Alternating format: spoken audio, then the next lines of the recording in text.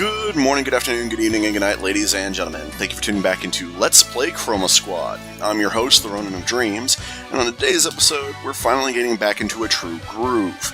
That being, this episode we have coming up will actually have a mecha fight, it will be a normal mid-season episode in length, and we're getting some of the plot arc resolved that we've been waiting for quite a while. Namely, today we're going to be going to court, with everything that entails from our Season 1 choices. But before we get there, there will be a brief recap of any equipment changes and marketing changes that we've undergone because, well, I'm doing most of that off-screen normally.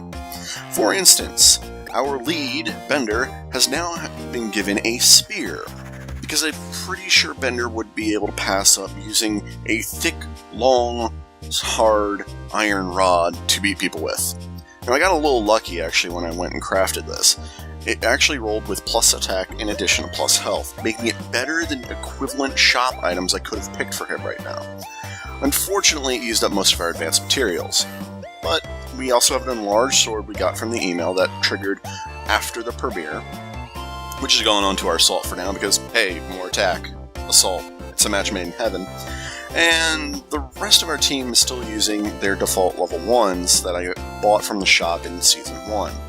Now, I could go and craft a bow for the assist if I had a very rare material, and I'd like to, but that material is something we can't craft yet. Meanwhile, our techie, Chris Solid, gets to show off the fact that he still has his level 4 Mega dropping from a rare chance email. It's kind of aggravating to see him already have one of the better weapons he can get in the game, but it's not the end game item he'll be using. We'll see that when we get there. Also, I did some changes to our mecha, because he'll be relevant in this fight. I did change the chest from the Colored Box of Justice to the Mega Chest, and I leveled up our True Striker arm to level 2. This unlocked us 2 new mecha skills, which aren't too terribly valid for the second season, but they'll be useful later. I also noticed that I could actually get a level 2 of our other arm, so I went ahead and did that, because I didn't realize that back when I was originally setting everything up for this recording. As you can see, the crafting is very simple, and unlike crafting material items for your characters, the mecha has no hidden stats like that.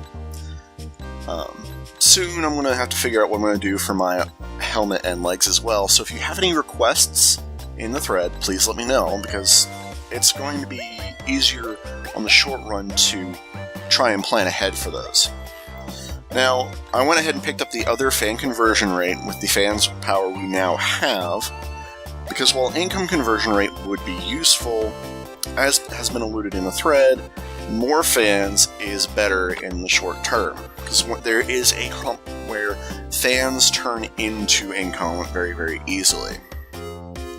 Now, one thing that has applied from the Director's Cut update is the max audience has changed. It used to be, I want to say, 2,000. Certainly a little less than the 3,000 we now see in Season 2. But that's in part because of how they've changed some Director's instructions to be valid for the mecha fights. Also, I think you can probably guess who our boss-style monster is today. We'll see him soon. But also relevant is we don't just have the mecha fight that we've been wanting to have another one of. We're also getting a guest team member. I said cameos are debatably useful, and there's some downsides I'm going to talk about cameos in this episode. Because it's very relevant when, all of a sudden, audience manipulation in this game has suddenly gotten a lot more relevant. A little difficult, a little sandbagging, in a way. And I apologize ahead of time, there is a bit of sandbagging in this episode, more than I had planned, simply because knockback is still a thing that is annoying to deal with sometimes. One thing I don't like about the direction instruction for the mecha phase is use defense 3 times. We're not at a point where I feel the mecha fights are challenging enough to really run defense, so the mecha fight will be longer than it needs to be, simply to satisfy the director's instruction. Now, I don't have to, but I do. And the reason I do is there is an achievement in Steam for getting all director's instructions through Season 2. And I want to show off that that's very easily done. Not necessarily because I haven't done it, I have, but In any case, we have our cast of characters currently very, very irritated by Dr. Soap's antics and the fact that they're actually going to court about it. But Kat has a very smart idea of bringing cameras along. Now, in-universe, as an explanation for the original squad and this squad being different, well, the original squad is already at the courthouse, and they're going to be dealing with the court proceedings from basically everything outside of this episode. They're just out there doing legalese. That's kind of the explanation I'm going with. Oh boy, a chrysalid not quite accounting for movement properly. I wonder if that sounds like an XCOMism. The good news is, Chrysalid isn't about to get a shotgun to the face for failing to have quite enough movement to go and attack, say, an assault with running gun. But Dr. Soap is comically evil. Oh look, we have a Prince of Darkness himself. Or possibly Hellboy turned corporate. Your guess is as good as mine, because those are really, really wickedly large horns, and they do remind me of the Hellboy costume in a good bit of ways. But, it's kind of funny to see that our Assault is the one really kind of grilling him right now. But we do also see the minions from that tutorial episode, which I find a very nice touch. It's definitely an upside to things, because I really would have disliked seeing those assets completely wasted on just a tutorial fight. When we see...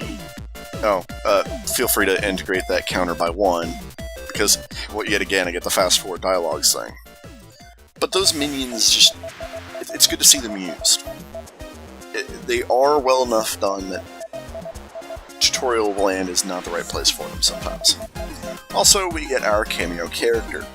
Unlike Galax Silver, who was our first cameo character unless my memory is truly awful, this one doesn't transform. Awakened Dragon is, well, I guess you could say it's another Bruce Lee reference. Although you could probably assign any number of other strong Asian actors to this role. The fact is, though, he is white and he's teaching in a Japanese class. You'll get there later. As for the fight itself, well, it's not too difficult. We do still get a skill on our cameo character. Unlike any other untransformed characters, cameo characters are guaranteed to have something. Now, Justice Strike deals 250% damage to the adjacent target, with a 3-turn cooldown. It's really strong. The downside of a cameo character is they do not apply any aspect of their actions to the audience, save for character defeats. You won't get normal attacks. You sometimes don't even get the on-kill audience boosts. And yeah. You also see I highlight, you can check what their stats are. You can do that for any of your characters if you ever forget, just by going to that left-hand roster of folks who still have actions left. Now, I focus on doing some teamwork attacks and clearing out the back rank before I'm going to transform, because, well, as I've said before, transforming's free heal is sometimes one of the most powerful, and for that matter, free movement. It's a powerful trick in the game, and a really good aspect of your arsenal to use. You get movement tricks later, but using them now is just fantastic. Now, I also have a thing saying defeat 3 enemies in the same turn. You notice that has not turned green yet. That's fine.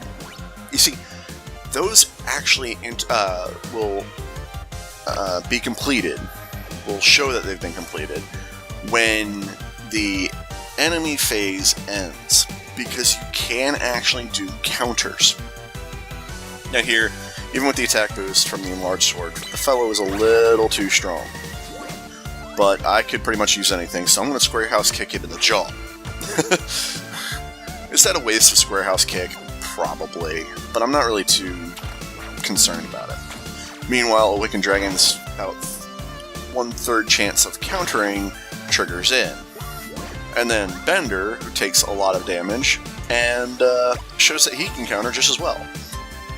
We also are confirmed to finally have that 3 enemy effector, which, again, I wasn't worried about, but it goes to show that updates later than you'd think. As for the last of the mooks, we're going to start cleaning them up, and you'll notice I'm not even halfway through the audience bar yet. This is a bit of a problem. Now, there are different mechanics in marketing to give you starting audience values, and suddenly they make a lot more sense. Considering I enjoy not having my team transformed immediately in most cases, I used to not think they were valuable at all.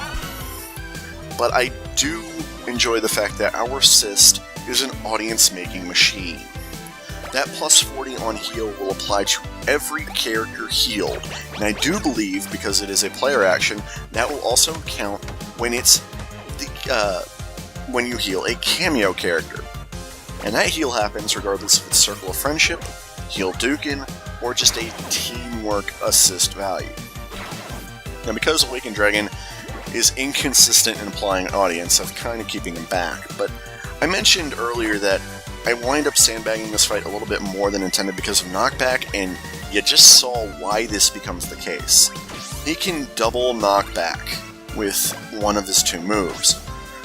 He could also just single target attack, and he does also have a healing mechanic. You're going to see that, I think, on his next turn, in fact. But we get into another spot where it's like, I kind of don't really want to do much here. I don't mind Awakened Dragon getting an attack because he has a high chance of native knockback, and it puts him in a position to get a 4-person heal. Again, I could have ended it that turn. He does show off that heal, and I'm still horribly under where I want to be on the audience bar. Now, I think the Mecha Fight audience rewards are similar to the Director's Instructions rewards when you're doing character fights at the level we're at now, which in this case would be about 400 audience per instruction met. I'm not 100% certain about that, and I'm still kind of getting audience up here. I was a little too far away to go ahead and finish him off with the finishing move, which, aggravating, but, well, these things are going to happen. And part of that is because I was unsure whether or not the bonus damage from my weapons would have done it. Spoiler, I could have one-shot him at full health, I just wasn't realizing that at the time. So instead, I'm getting a Circle of Friendship that's going to give me quite a bit of extra audience, and I start moving folks to get a little bit more attack damage on him, so I'm safe regardless of what style of finisher I choose to use. That's actually part of the problem with this, and it's not something that mechanically is hyper-relevant, but is definitely one of those things where, dang it, I kind of wish I knew these things sooner. The extra damage you get from the weapon finisher, and I didn't know this at all in my first playthrough, but it's about equivalent to the extra damage you're going to get from your weapon attack initially, just applied from every character. There's also another trick that I'm showing off in this video that I never knew, even when I finally figured out that weapon finishers aren't just an alternate style, but much stronger. Also, I wanted to finish him off this turn, but, well, the double knockback effects have kind of added up to me being cautious in positioning and underestimating his range on that AoE. So I'm a little further away than I mean to. But I also recognize that, I can at least have the techie snipe from super long range. Maybe I'm better off than I think. And, thanks to movement and the lack of knockback from that basic attack, and the fact that he healed for a second, means I'm going to finally get this boss under wraps and send him back to the Gates of Darkness where he came from. So, sorry Jay Milton, you're not going to be trying a case today. Also, that extra last-minute heal from that teamwork attack, from the assist rather, really sent me well over the audience bar I wanted to reach during this phase of the game. I wanted to reach maybe 2400 and hedge my bets. I didn't mean to max the audience bar out, so this fight took longer than it needed to. And there's the trick I'm thinking about. Sniper Cat will apply its percentage boost to a weapon team attack finisher. I think that only applies if the techie initiates it. I'm not sure, and I might test that in a future episode. But as Awakened Dragon goes off to his Japanese class and we get into our mecha, I realize that Sniper Cat is even more powerful than I first thought. So once I get to a point where I'm not really as concerned with audience manipulation, you might see me one-shot bosses a lot more often. Also, I stayed with Team Mush Perfect's recommendation for this episode, because now we got the mecha summons. I figured he deserved that extra time spent on this. Something I do find out during this particular mecha fight that I didn't see at all in the Transitmancer fight is, well, the defense animation is slightly different. We now actively defend instead of doing a bar defense, which means that really they shifted the attack, the old style defense with the bar timing thing, to the attack. And then they made a new defense timing thing for the defense animation. It's really kind of weird, but it's kind of a funny thing. Now, Jay Belton has 3 different attacks as we've seen. He has a basic attack with the briefcase. He has a separate attack where he also heals about as much as we do right now. I'm not sure if that's secretly tied into the same regen value we have or not. And he has a special attack. I don't recall him pulling that off, because, well, at this point, let's just end this, is kind of what's going through my head. I've sandbagged enough in the episode, and it's taken longer than I wanted it to. However, it is worth knowing that he does have a special attack, and it actually does a significant amount of damage. About 12,000 damage. Also, I love how Precise Strike sends our fist into another dimension, so that we don't see it, neither does our enemy. And I finish things off with the Chroma Beam. I would like to consider that a call out to something very specific, that is Guyver and the Bio Booster Armor's chest laser, but I doubt that's the only reference you can make there.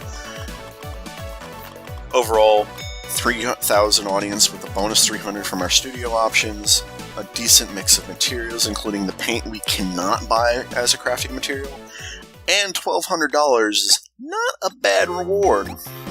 All things considered, we come out pretty well with it. And, well, I do kind of enjoy those little comments at the end of the episodes. Some of them are more amusing than others. Now, before I wrap up this episode, I have another one of those random emails that come through, and this is not one of those that has any real bearing of importance. No matter which way you go, you're going to gain some amount of fans. I just figure this is one of those things that probably comes through the entire squad, so Bender can't be complete ass, and the rest of the squad might say, "Sign it, Bender, we'll buy you a beer later." And it gets us, hey, 20 more fans. That's going to be relevant in some of my marketing choices, because that puts us above where I would expect it to be for fans. But that said, we're going to wrap up the episode there, and I'm going to do that marketing off-screen. Thank you for joining me for today's episode. Look forward to future episodes starting to talk a little bit more about setting and the genres themselves. But for now, thank you again for tuning in, and stay frosty out there.